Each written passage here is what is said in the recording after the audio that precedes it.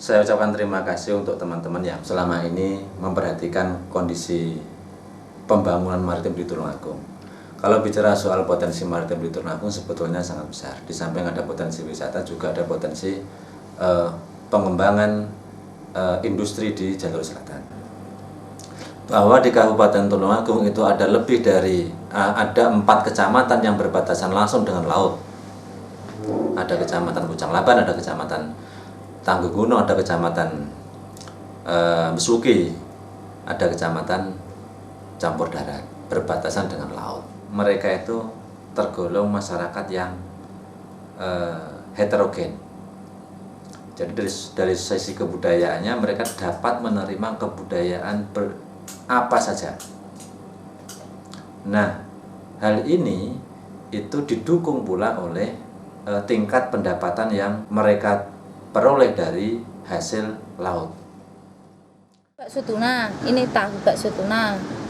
Tahu tuna. Terus semua produknya tuna ya? Pokoknya yang penting ikan laut. Oh. Yang itu apa yang merah? Ini rengginang kan? Rengginang. Nih, foto ini. Ini enggak difermentasi. Jadi gini, ini udangnya kering, dikeringkan dulu, terus apa dia? Dibelah-belah yang akan kadang ada ikannya kecil-kecil tau Om. Kita dibelah dulu, setelah itu dikasih air sama garam. Garamnya direbus dulu, nanti kalau airnya sudah dingin langsung diaduk, diselip langsung masuk oven. Ini enggak dijemur kayak gitu. Enggak, ini sudah masuk. Bedanya apa dengan produk-produk lain? Terasi lainnya? Kalau yang lain kan fermentasi, kalau saya enggak fermentasi. Oh iya, ngerti makan. Yang gini Om, kalau kelompok itu yang modali saya dulu. Yang penting kelompok bisa kerja, dapat untung, kita bagi sama. Diambil dulu permodalannya, nanti labanya dibagi. Kita kan juga kasihan Om sama teman-teman kelompok kan gitu toh. Ya nanti kalau enggak ada daripada dia enggak kerja, lebih baik saya korban dulu, enggak apa-apa kan. Yang penting kita damai, rukun, kerjasama gitu. Tinggal permodalan yang sulit. Permodalan kan gini Om, kadang sini kalau oper produk kita mau beli, kan dananya kita kan cuma gini gitu loh Om. Kalau pas musim itu ya pernah pinjem ke bakul nek popo itu sampai 20, 25, 30 pernah Om. Seandainya kalau saya punya modal, itu kan pengennya saya kan membuat produk-produk ini sama produk-produknya teman-teman yang luar. Saya yang nampung, itu saya buat kayak showroom khas oleh-oleh Pantai Sidem. Gitu loh. Setiap musim di Kabupaten Tulungagung itu mesti ada ikannya, karena ini samudra. Hanya masalahnya adalah teknologi nelayan kita itu yang kurang memadai untuk dapat memperoleh tangkapan ikan pada musim-musim tertentu. Ikannya ada, tapi waktu itu ada di kedalaman yang cukup dalam. Sementara tidak ada teknologi yang diterapkan atau baik oleh pemerintah untuk dapat menaikkan ikan itu ke permukaan. Kemajuan teknologi yang dimiliki nelayan akan mampu meningkatkan pendapatan mereka juga. Secara otomatis juga akan meningkatkan PAD-nya kalau pemerintah mau serius untuk menggarap sektor kelautan. Pendapatan dari sektor kelautan itu di bawah 1%. Mereka para pelaku usaha ini siap untuk meningkatkan PAD itu dari khususnya sektor kelautan. Tetapi imbal baliknya memang pemerintah mesti memperbaiki infrastruktur yang menuju pada desa-desa kantong-kantong usaha kelautan itu. Kalau tidak ya tidak mungkin.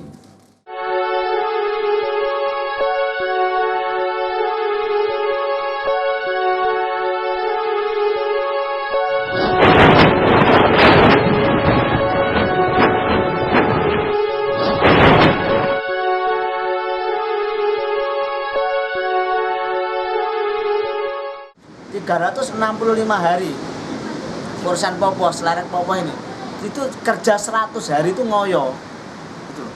Karena kan cuma mengandalkan musim gelap ya. Musim gelap itu normalnya itu cuma 1 tahun itu cuma 3 bulan, itu yang paling normal. Kalau sini itu ya non stop kerjanya. Bisa Terus mau ombak besar mau ini ya, tantangannya cuma di situ. Karena itu ombak besar dan lain sebagainya.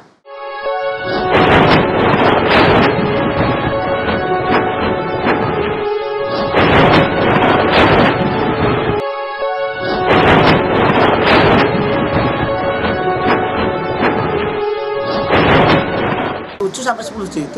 Berani sampai ke ini ya? Berani. Yang penting kapal itu bangunannya aman. Kalau JT-nya 7 sampai 10 paling dapatnya ya sekitar 3 ton, paling banyak 4 ton. Berani 4 ton. Masih berani.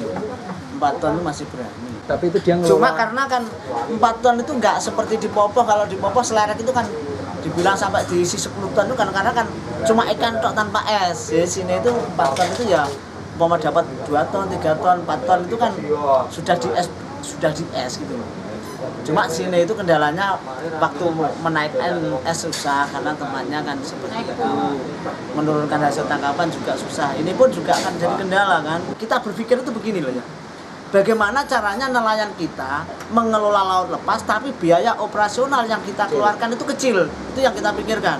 Oke. Untungnya sebenarnya tidak begitu banyak untung. Masalahnya apa? Biaya operasional yang dia keluarkan itu per hari kan banyak. Berapa rata-rata, Pak?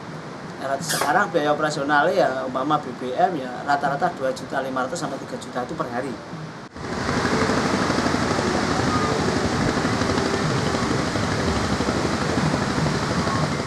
Nelayan kita itu masih rata-rata dari umpama ini di area visinkronnya di sini. Jadi yang penting arah ke utara dulu, baru ketemu pantai, baru cari ke tempat ini ya terlalu banyak. Biaya operasional yang kita keluarkan kan berlebih. Nah kok itu kenapa nggak langsung kenapa? Karena apa? Untuk mengenali navigasi GPS itu kan belum mayoritas bisa. Itu nelayan kita. Nah itu yang pertama. Yang kedua pasca panen di atas kapal. Maksud penangkapan yang kita tangkap itu rata-rata tidak memikirkan kualitas mutu. Karena ikan itu masa rigornya kan cuma 6 jam, ya kan? Ya setelah 6 jam ikan itu otomatis juga mutunya juga akan turun, ya kan? Nelayan kita ini masih tergantung pada musim, tergantung pada alam maksudnya. Jadi tidak ibaratnya cara lagu nih ya. Lautan kita ini kolam susu, tanah kita tanah surga. Jadi lah iso ya iwake moro dhewe tak parani karena tak jiduk gitu loh. Jadi ndak kok kita datang ke sana itu enggak gitu loh. Kita menunggu ikan itu datang baru kita menangkap gitu loh. Negara kita sudah tidak agraris lagi sekarang. Negara kita itu sudah negara maritim, bukan agraris.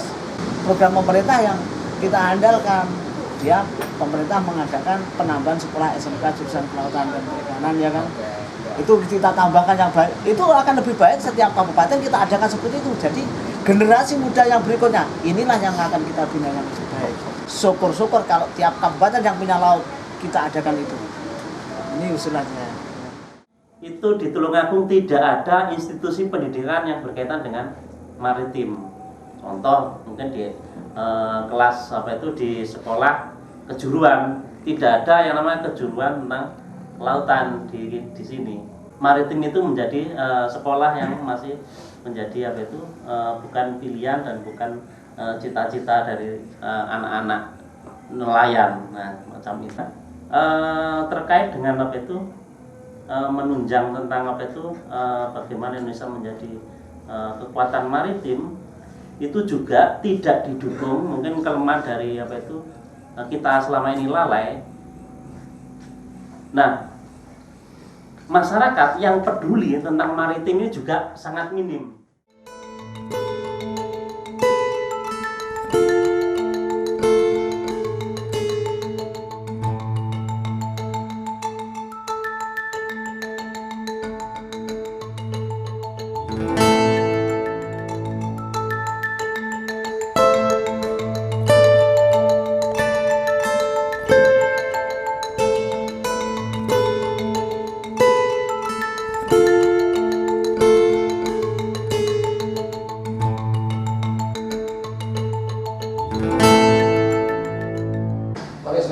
Inisiatif ini sebenarnya adalah dikerangkakan untuk melihat lebih jelas bagaimana pengalaman masyarakat, bagaimana pengalaman pemerintah, bagaimana pengalaman akademisi di dalam menjalankan program maritim.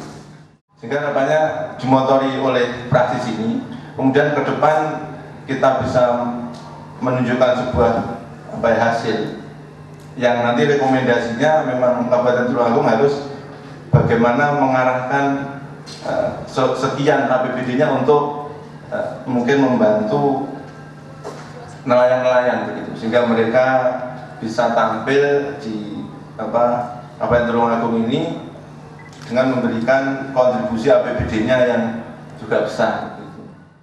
Saat ini kami membentuk sedang proses menyusun perda, peran perda kami yang ini adalah perlindungan dan pemberdayaan petani.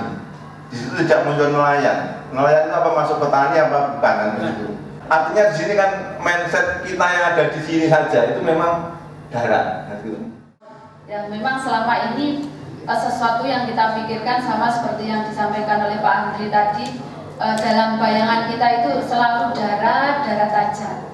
Sempat kemarin kita juga membuat perda seperti yang disampaikan oleh Pak Andri itu, bahwa kita tidak kepikiran sampai ke nelayan kalau persoalannya sampai sejauh itu ya. Ketika mengoptimalkan pariwisata, kita terganjal dengan Undang-Undang Nomor 23 2014, di mana untuk pariwisata atau pengolahan kelautan nanti ini akan dikelola oleh provinsi. Kalau nanti retribusi dan aset itu milik provinsi, nah ini gimana dengan kita kan gitu ya?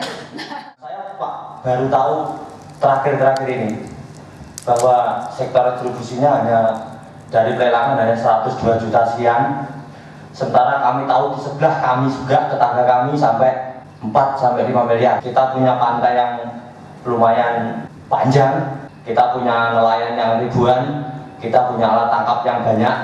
Ternyata kami juga baru tahu data bahwa hasil produksi di sektor perikanan ini masih separuh, belum ada kalau dibandingkan di sektor darat, di perikanan darat, di budidaya. Ini sungguh sangat kalau saya sebagai nelayan Pak, jujur saja saya sangat tertantang, juga sangat malu. Karena Pak, sebenarnya kami punya potensi yang luar biasa kalau saya melihat dari teman-teman nelayan yang lain. Nah, selama ini yang saya amati di daerah Popoh, ini justru koperasi ini mati karena kelompok-kelompok ini tidak bisa bersatu. Di sini kelompok-kelompok ini lumayan bisa Pak. Jadi kelompok-kelompok di sini ini bisa bersatu sehingga koperasi di sana ya lumayan Pak pertumbuhannya, sehingga kami usulkan mendapatkan bantuan untuk perbengkelan. Semua instansi yang ada kebijakan entah berupa apa sesuai dengan bidangnya masing-masing itu difokuskan menjadi satu. Saya kira itu nanti menjadi besar. Jadi tidak bersifat insidental, tidak bersifat parsial, tapi semua bersinergi. Itu nanti saya kira bisa membangun dan itu terlihat gitu loh. Terlihat oh ternyata Tulungagung itu memang concern atau di bidang maritim dan itu nanti hasilnya itu bisa langsung terlihat. Jadi saya kira perlu adanya sebuah wadah yang bisa dijadikan sebuah forum komunikasi. Misalkan dari masing-masing instansi nanti punya program, kita gabung menjadi satu. Nah itu nanti akhirnya bisa menumbuhkan ikon maritim Tulungagung. Peraturan Menteri Kelautan nomor 14 tahun berapa itu? 2009. Di mana pasal 4-nya itu mengamanatkan untuk dibentuk mitra bahari. Saya tidak tahu apakah di Kabupaten Tulungagung sudah terbentuk itu, tetapi pada prinsipnya pembentukan kelompok pembina yang disebut sebagai mitra bahari itu mesti melibatkan multi stakeholder. Tidak bisa itu hanya dilakukan oleh pemerintah karena ini amanat peraturan menteri. Tekanan saya adalah kalau nanti di Kabupaten Tulungagung memang terbentuk mitra bahari itu atau sudah terbentuk mitra bahari itu mesti bersinergi dengan pengembangan desa-desa di pantai.